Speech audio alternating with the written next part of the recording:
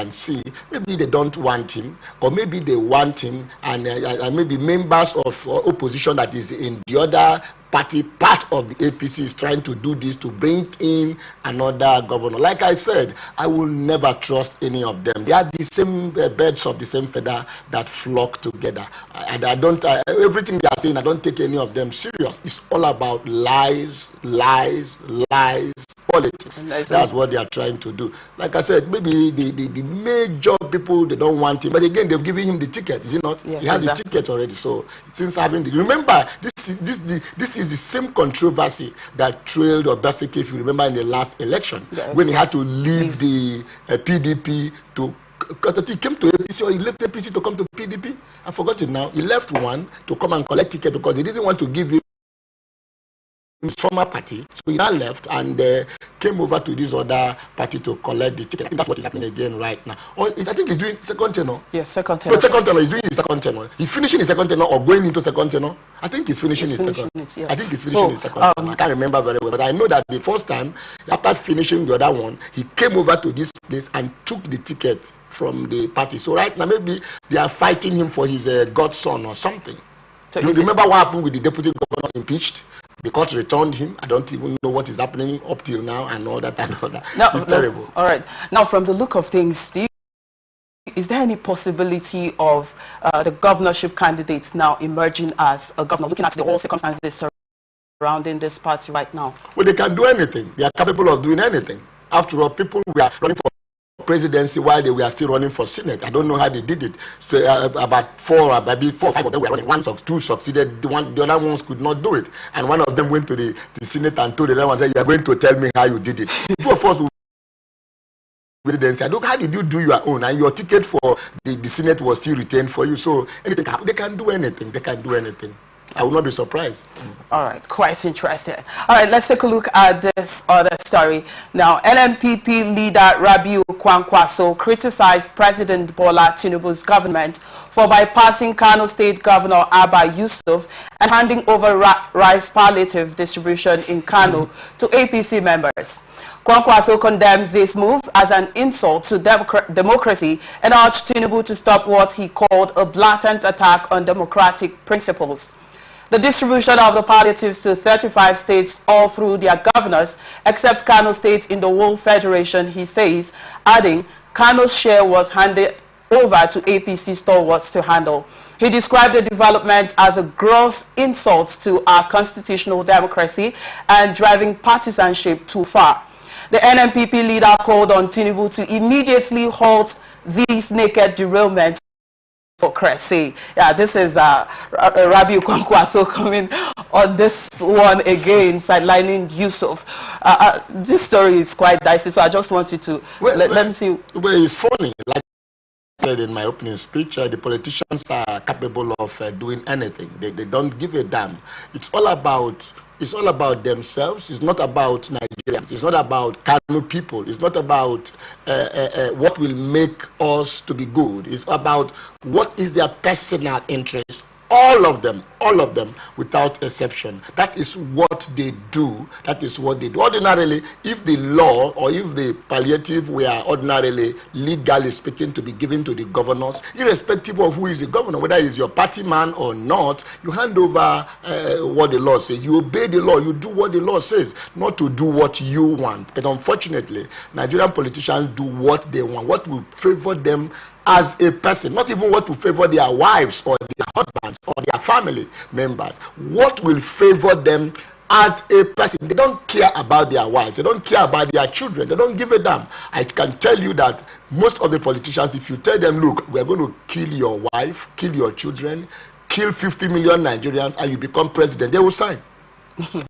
Plenty of them will sign. They don't give a damn. They say, my wife, don't worry, I'll get another wife. Don't worry, I'll get another children. They are ready to sacrifice anything, anybody for political power. But that is very, very sad. And looking at this to the palliatives that were supposed to be distributed to Nigerians, they said it was handed over to APC stalwarts alone to handle. And then he described that development as a gross to no, but of course, it's against democratic principles, against law. That if the palliatives were actually meant for the governors, you give them.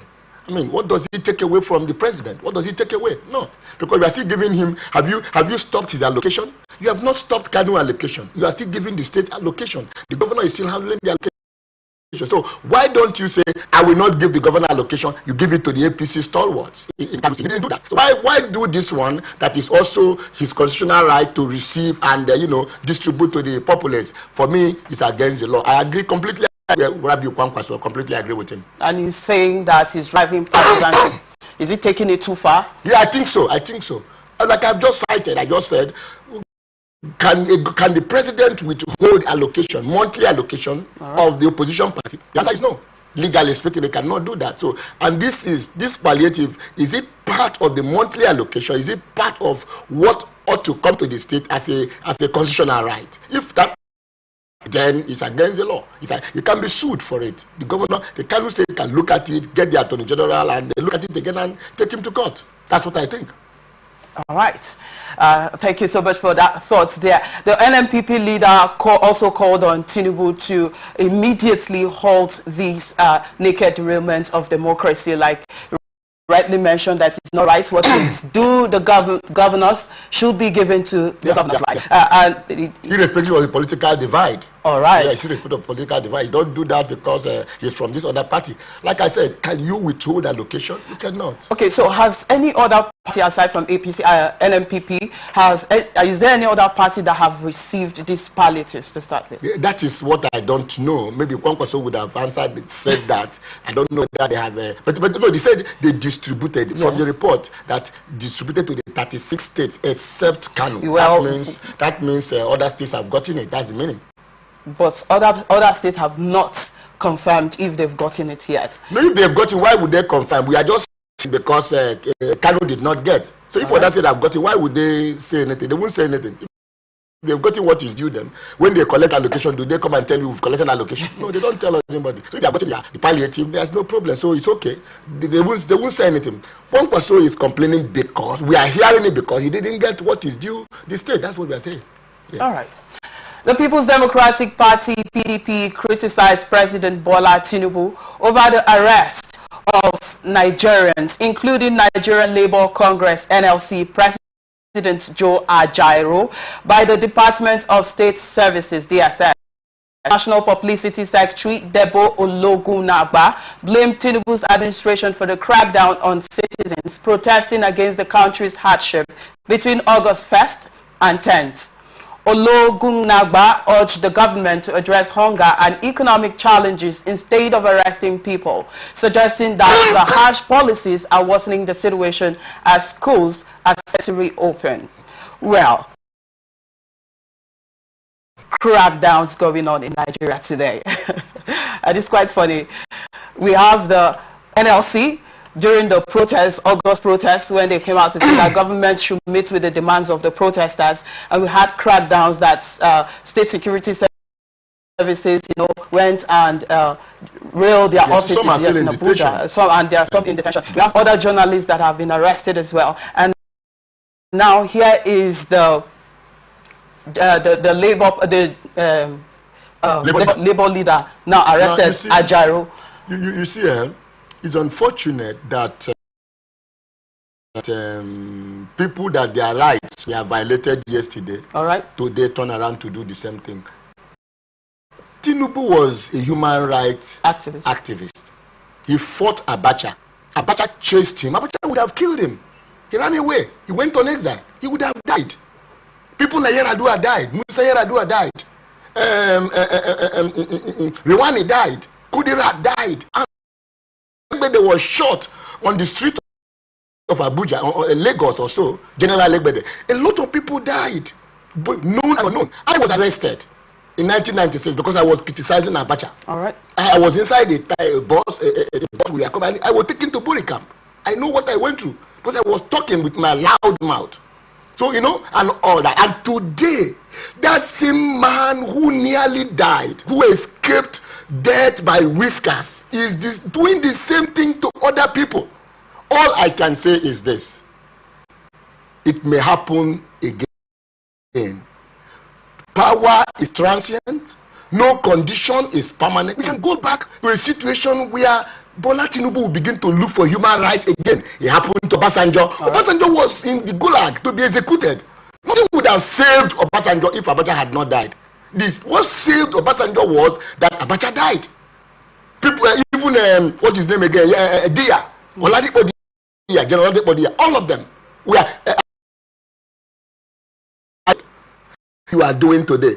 I can tell you, Bola Tinubu, that same condition is not over completely, because former presidents have been in prison, including Buhari. When Babangida came to power, he was locked up. So, and then he decided looking for human rights to come and help them. So what you are doing now is wrong. It's wrong. People can have their say while you have your way. There's nothing wrong with that. I have said it because you're a comrade. Maybe you don't even know. Some of this news may be censored and Tinubu is not hearing it and all that and all that. And all that. But let it tell him, Nigerians are not happy. Nigerians are unhappy. You should look at the economic situation in the country. How can you beat somebody and say I shouldn't cry? If you hold me that I shouldn't cry, I should be able to groan. And you shouldn't allow me to groan. Allow me to shed a little tears even if I don't shout. People should be able to talk. People should be able to say, look this, look this, look this, look at this, look at this, look at this. That is what I'm saying, you know. The condition may reverse again. So there is no condition that is permanent on earth. There is none. Donald Trump, the almighty Donald Trump in America. At a point, they had to take a mug shot. He was arrested and confined. They took a mug shot of Donald Trump, the first American president in the history of the world for his mug shot to be taken and prosecuted criminally. He's still being prosecuted up to now. Nothing is forever. So is that warn your security agencies, warn them. The arrest of Ajero is taking it too far. What did the man do?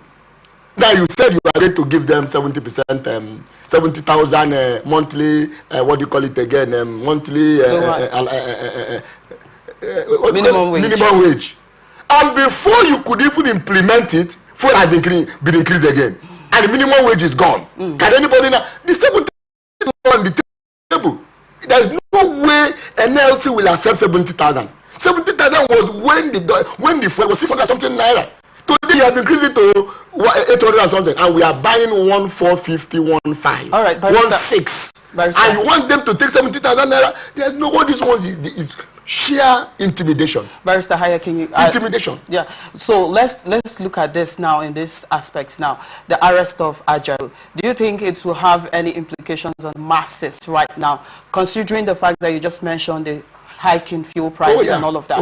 What other challenges do you think this might have on the masses? It's going to have a very, very negative impact. I think yesterday the NLC CACOS meeting or whatever gave them till midnight. All right. And they are meeting today again 48 hours. No, midnight yesterday night. So it's more than midnight now. We are going at that 6, 7, 8 hours is gone again. Now it's going to 48 hours to release him or face their consequences. I see trouble. I see trouble. Forget about this giving you notice for a protest. Nobody gives notice for a real protest. Nobody gives notice for revolution. All right. We are getting there. How can people can survive? People are looking the slightest opportunity. That's what people are looking for now to ignite the whole place. They are looking for the slightest opportunity, and you want to give it to them. You want to give it to them. Well, let me also say this. I don't believe that Tinubu wants to punish Nigerians. And let me also say this sincerely. This problem is not created by Tinubu. But my problem is that he's not doing anything to stop it or to cushion it or to give us hope that by tomorrow, by next tomorrow, by 1 year from now, that something is going to get better. I see no tunnel. I see no light. I see nothing. That's my problem I have. 1 year is gone. It's going into the second year. I have not seen anything that is being done by this government to save the situation or plan 5 years plan, 10 years plan, 20 years plan. I have not seen anything about anything to that effect. That's my problem. I must tell you the truth. Tinubu did not cause this problem, but Tinubu is not doing anything about the problem. That's my point. All right. Do you see any misinterpretation of these actions by the DSS arresting? Misinterpretation how? Well, what they are doing is political. All right. Do you sure Tinubu sent them? Good boy job. Are you sure Tinubu actually sent them to go and arrest this man? Because the consequences will be very, very high. Why would you do that? So you don't want to talk again? So you are now... What have I tried to do to people now? It's very, very unfortunate now. It's not fair.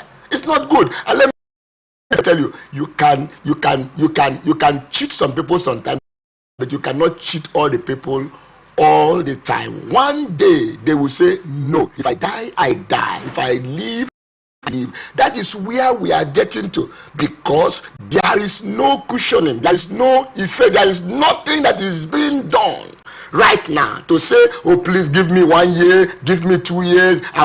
Otherwise, people like us, if we see it, we begin to persuade Nigerians. Oh, relax. 1 year, this, but tell me what they are doing. For instance, the fuel is going to 1.5. Fuel will go to $2,000. Dollar will, yesterday, last weekend, it was when I 1,007 euro, 1,750, 760, 780. Today is 1,810 naira. It's going.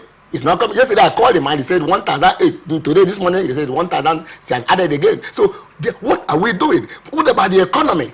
What are we doing? What about fuel? What about light?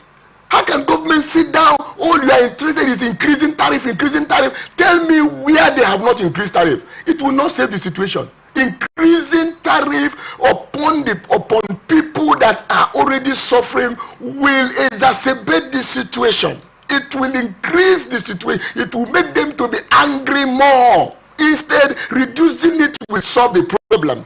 For instance, I have argued and I have said, if the government, if I was Tinubu, I would just call Minister for Power, come here. Minister for Petroleum, come here. All of you, come here.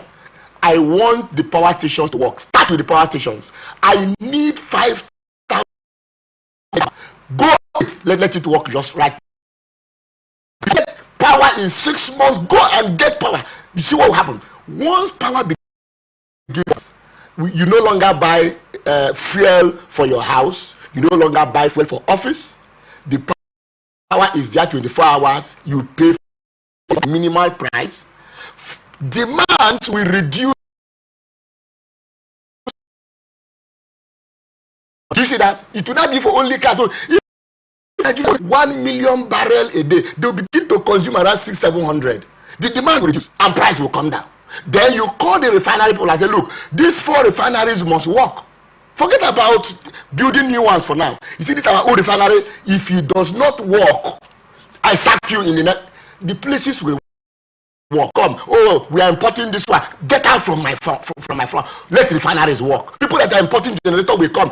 Let power come down. That is one of the areas government will tackle, so that small businesses will begin to blossom. If you want more thing, you can do it. The power is there. You pay the money. And government, let me tell you, in abroad, government encourage businesses because these businesses pay tax, employ people which government could not employ. So government, they are watching, they are looking at those businesses. They give you grant, they watch the money. When they give you, they don't give you money and go and sleep.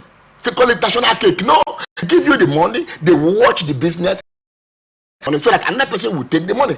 Nigerians will do that. Like, it will work. But here, there is no such plan. Businesses are closing down. Some businesses are closing down. Household cannot even. People are sick. You cannot go to your house and there is electricity for family. People are dying. People are hospitals. There is no power. The health care is high. So how can nothing on ground? So all we are interested is to increase tariff.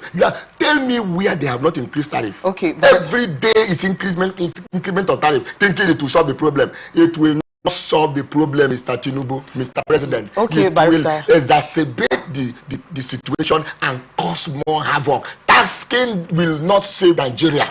Okay, Barrister Hayaking, don't you think that we're going through these baby steps of pain in order for us to enjoy in the future?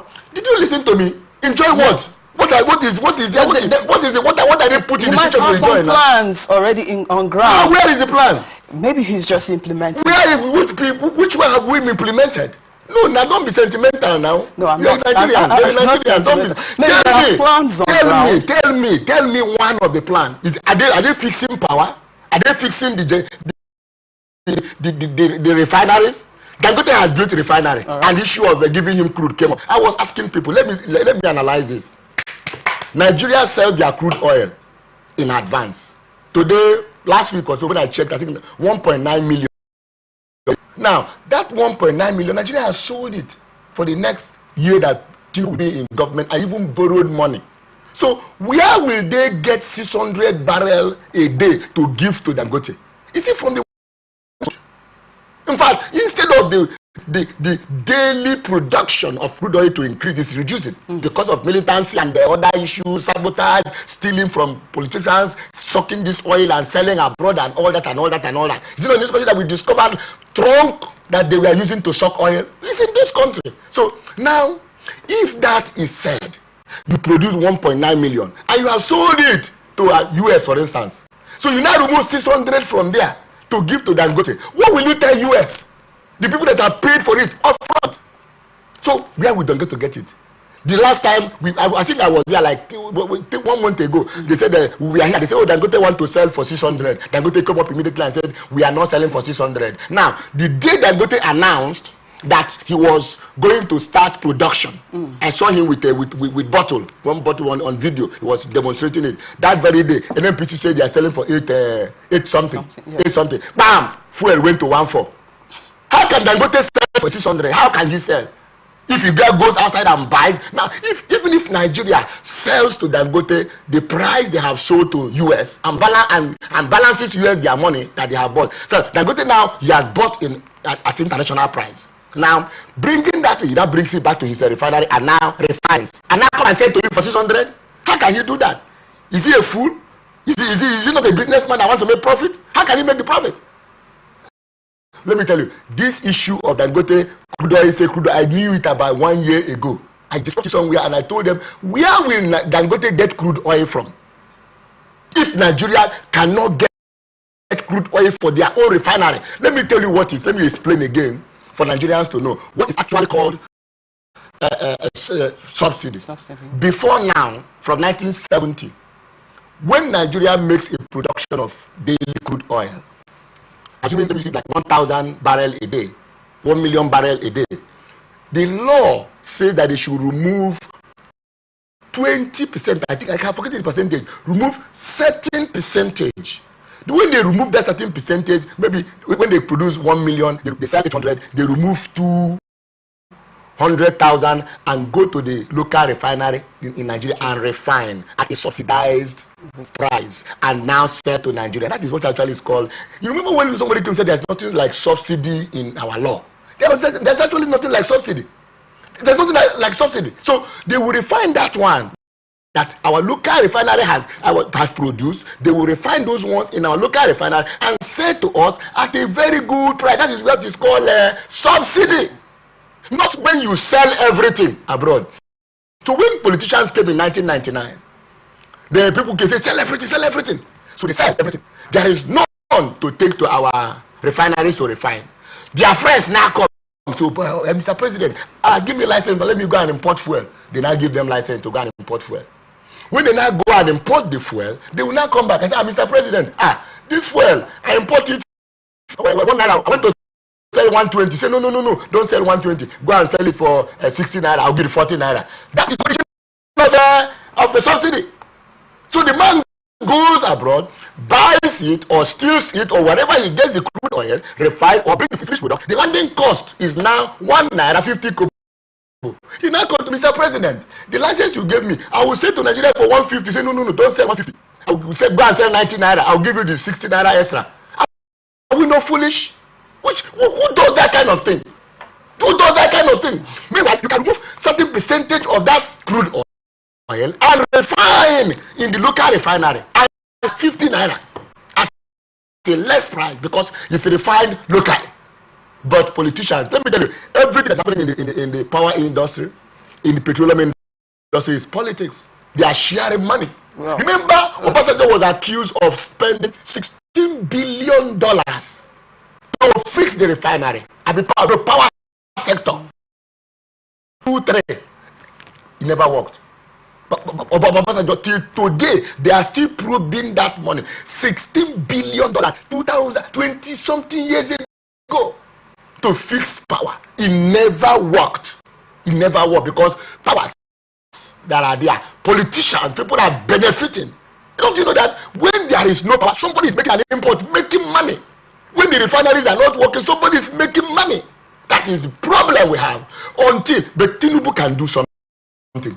He's a father. He's an old man. I don't know the office that Tinubu is now aspiring to go to again. In Nigeria, there is no office for him again. After now, he's finished.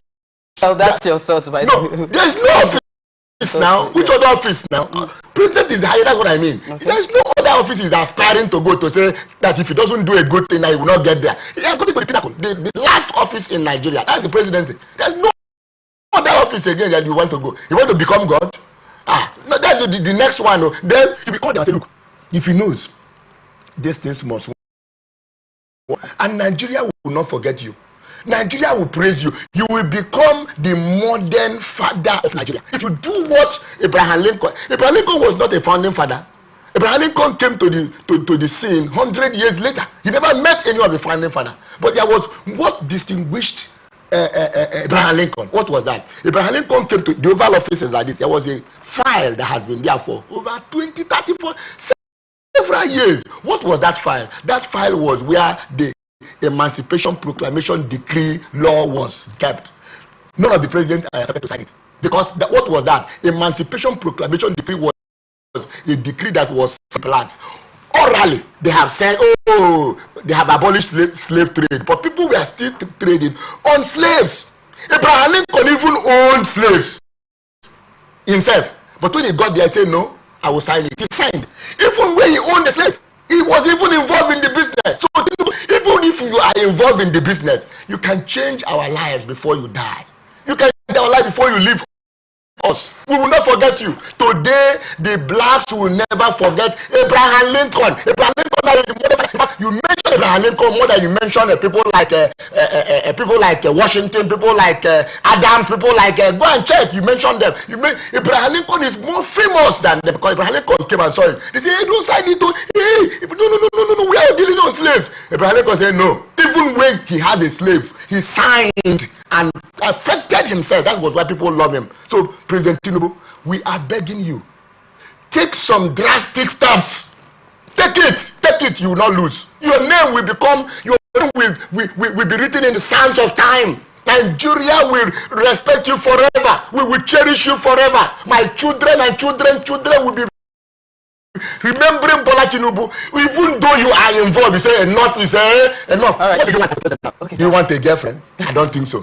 Do you want money? Okay, sir. I don't think so. Is it gold? Is it yacht? What is it? Drink? Tell me what you want. Than to better Nigerians, the life of Nigerians. That is what I challenge you to do, sir. You are our grandfather. You are our father. Do it for us. If you do it for us, you will never be forgotten in Nigeria. Well, the president has said we should exercise patience, by the way, that everything is going to be fine. So we look forward to that. Fingers crossed in anticipation. Let's take the next story. Labour Party presidential tickets open for all, Abure says. Julius Abure, the national chairman of the Labour Party, announced that the party's 2027 presidential ticket is no longer reserved for Peter Obi.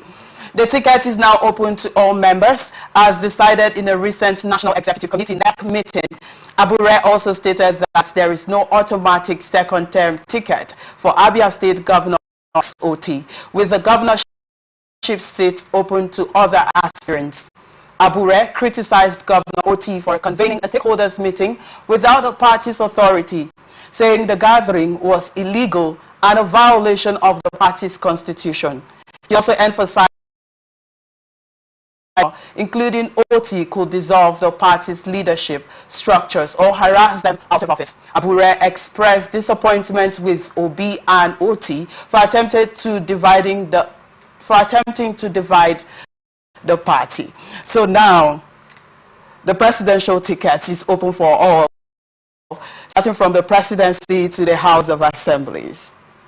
What do you make of this? Wait, there's nothing wrong with that. But this Abure guy, up till now, I do not really understand him because he has been accused of being a mole, being a mole in the party, right from, if you remember, even before the election, controversies trailing him and all that. So I would not be surprised if what they are doing is also another politics. There was a time they even accused him of taking money.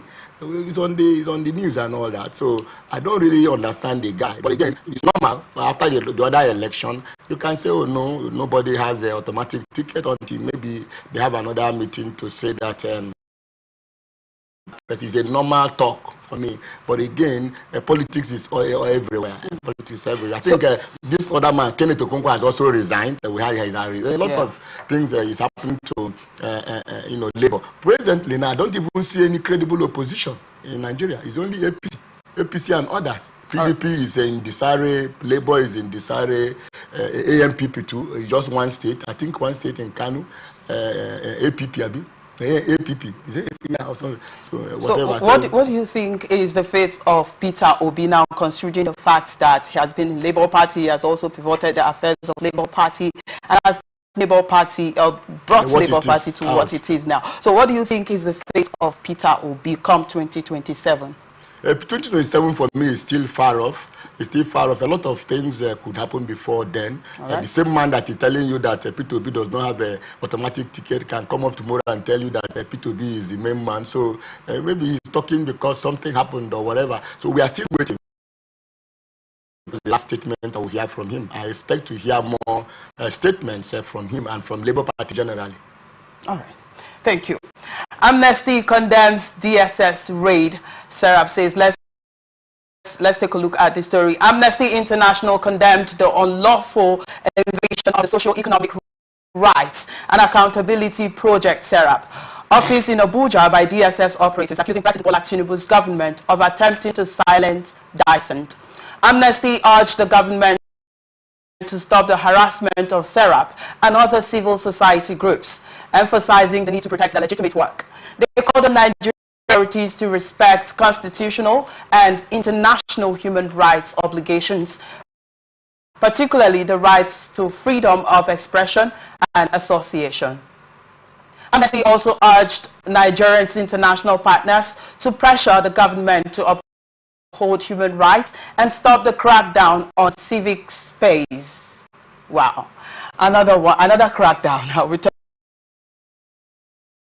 and sorry, that of Ajaero being arrested, and now this is Serap. So this statement comes when Serap asks the president to advise the NMPCL to reverse the fuel pump price, the hike in the fuel pump price. They're giving the president 48 hours ultimatum, and now this crackdown comes in now. So let's look at this. My response will also be my response to the arrest of Ajaero. All right. This is to crack down on dissent, to crack down on free speech, free speech. Because and again, I keep on asking this DSS men and these people, this army and security that is going after people, is it not affecting them? The DSS men, are they buying from another market? Is it not the same market they go to, their wives and children? How much are they spending on their families right now? Was it what, by this time last year, dollar was, when Bola Tinubu took over in May, dollar was 600 naira, 6 something. Announcement, dollar went to 800. By this time last year, dollar was 800, 8 something. Before October last year was like 1,000. Today is double. Is double and going to the it's an increase of 100 and something. 800 plus 800 is 16. Euro is 18. So what are we talking about? What are we talking? 2 times 200%. And you think you are relaxing, keep folding your hands, doing nothing? And the DSS, they are sending you. Why do you have conscience at all?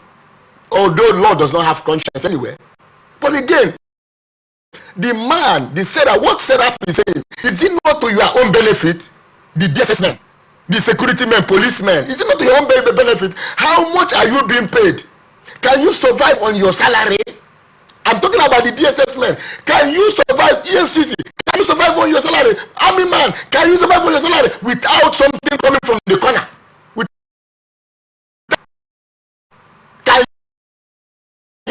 no human being, no Nigerian can survive on his salary anymore. Quarters are not provided for you. You pay accommodation somewhere. I know my DSS friend. They pay accommodation. Yeah, you are not quartered. You are not provided with enough equipment to do your job.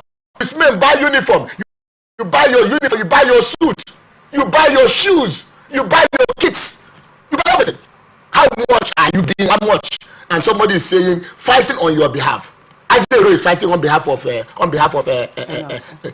DSS men, army men, and private people. Not for me, but for you people working. Not even for me. I'm a private man. Not for me, but for you people working. And you are fighting. We went to arrest him, to humiliate him. Set up is fighting for your behalf. How much are you buying fuel? Are you happy with it? Are you happy? You buy fuel for the house. You buy for office. You buy for the car. My brother, I calculated my fuel the other day. I was buying fuel naira in 3 days. In 1 day, I bought for the house. For the house, I bought 20,000 when they were selling 1,000. No, now this 115 I never buy. 20,000 house, 20,000 office, 60,000 in a day. What am I working? Where am I working? 60,000 in a day. Now, going by 20 liters, I will be buying 30,000, 90,000 in a day.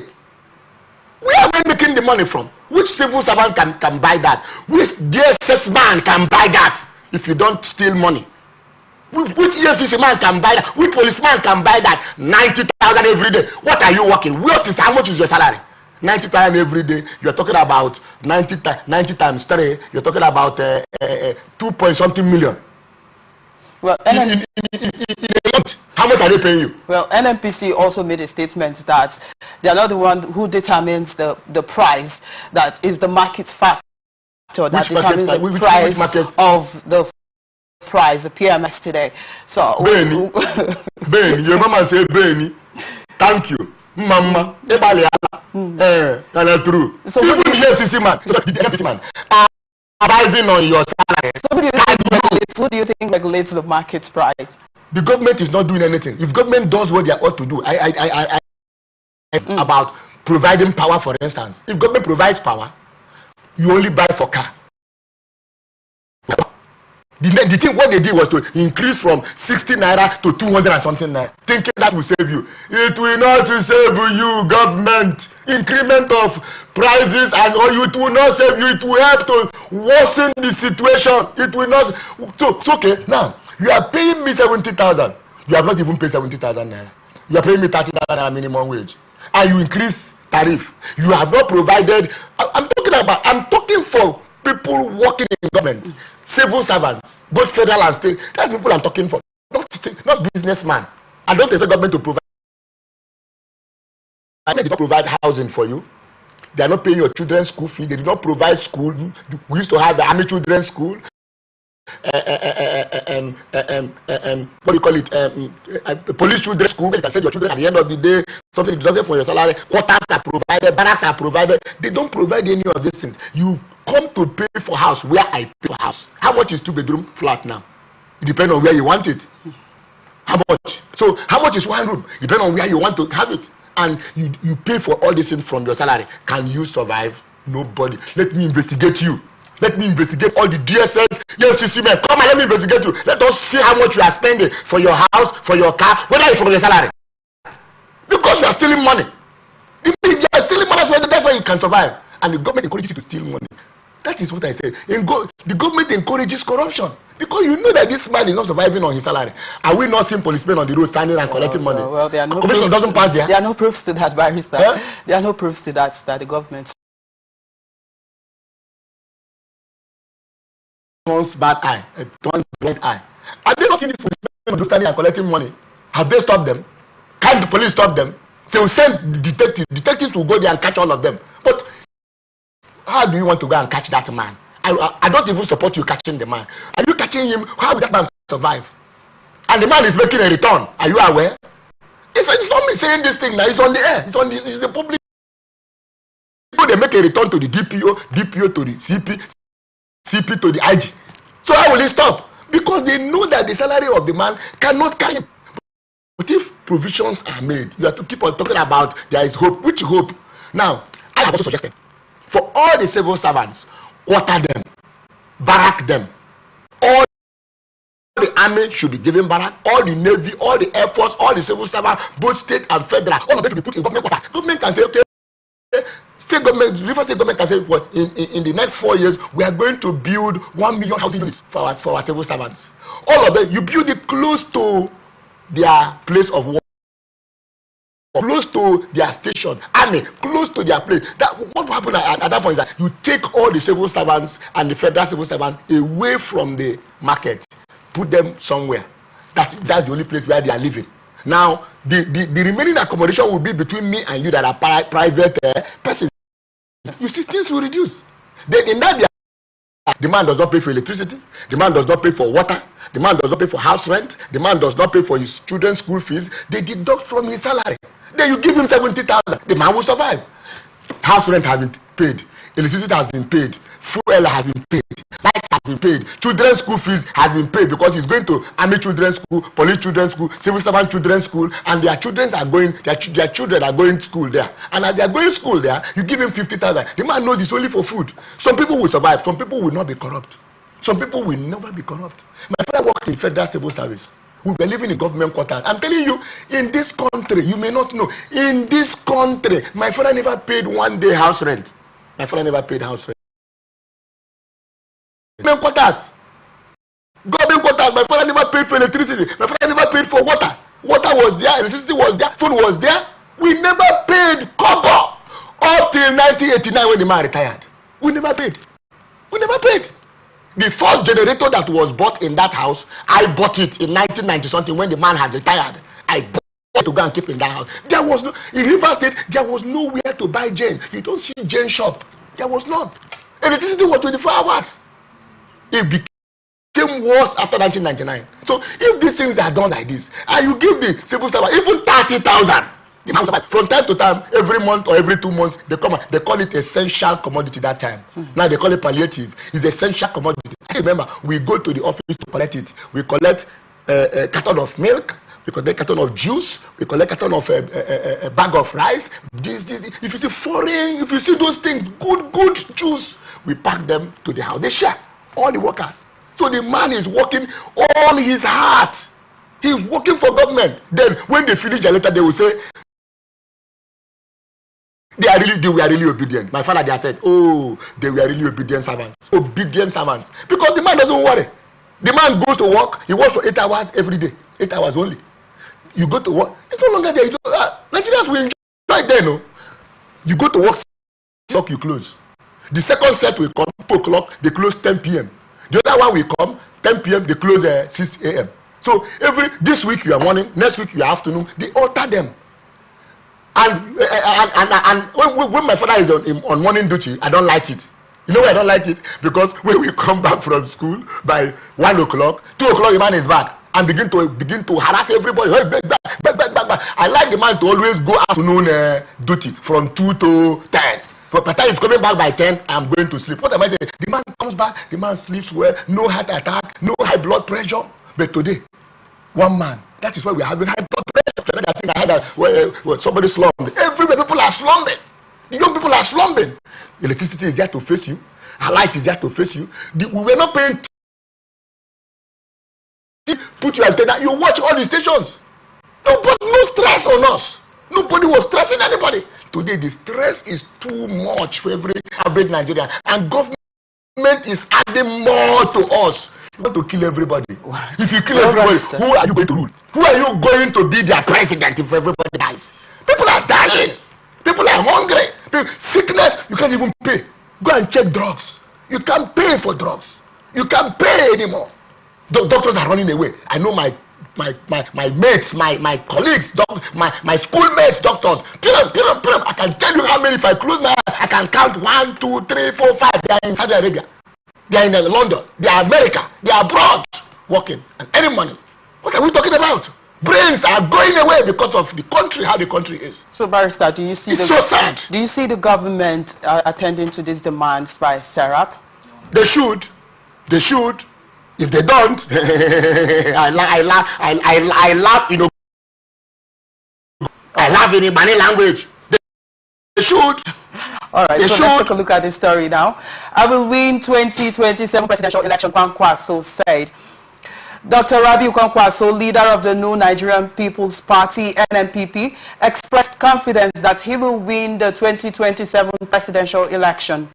Speaking at the inauguration of the NNPP Secretariat in Katsina, he declared the party's readiness by the presidency and other key positions in the country.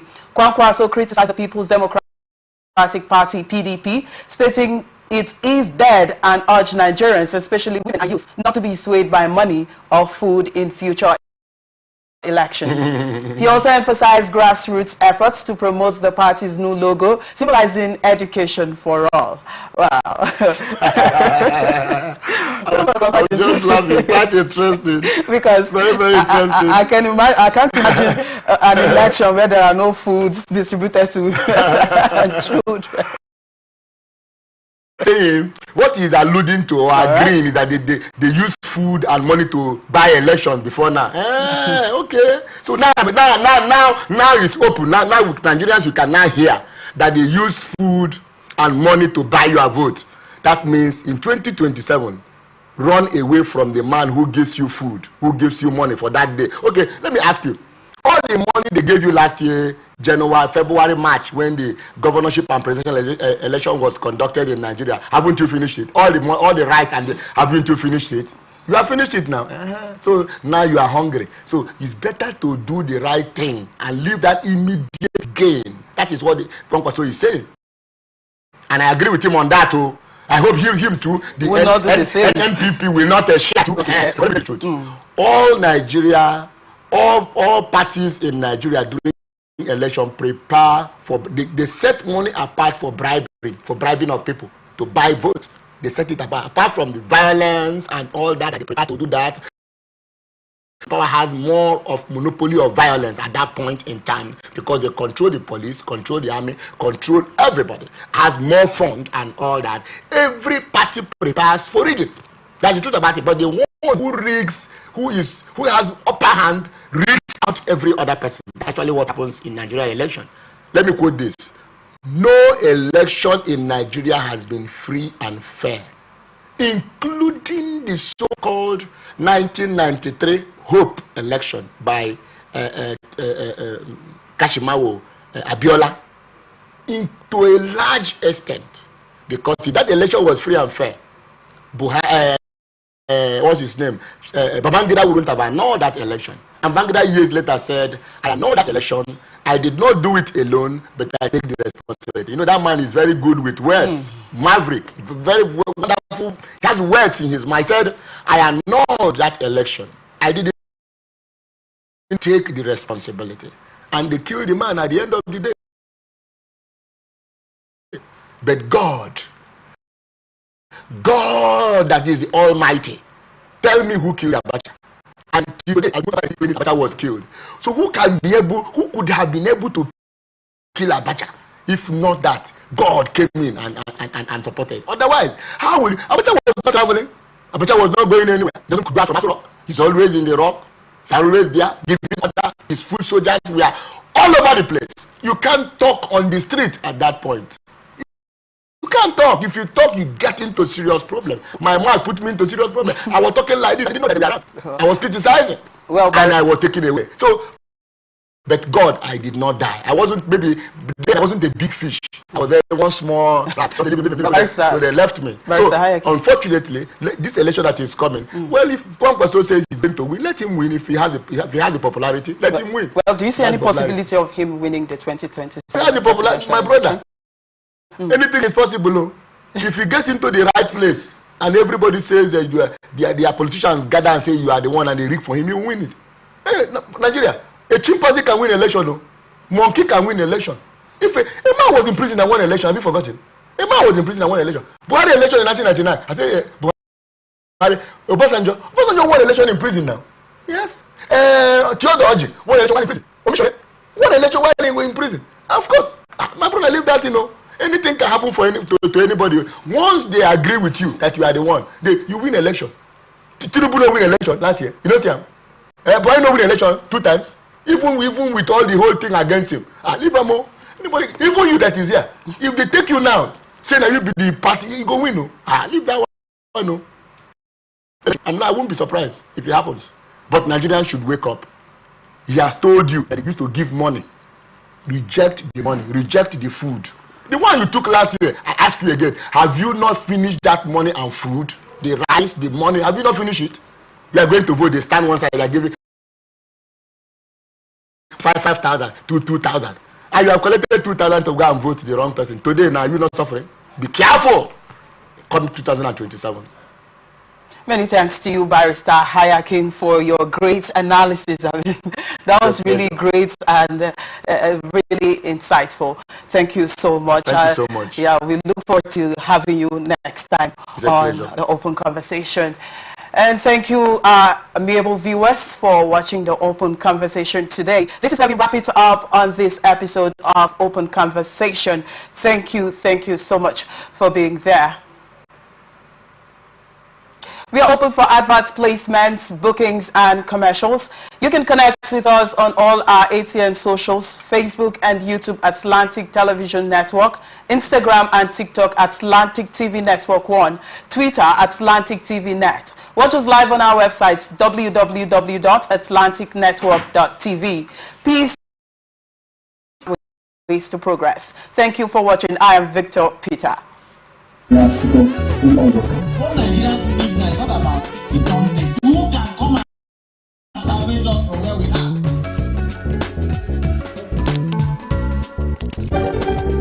Representing people. Mr. President, my people are on the sea. Place economic stability and confidence.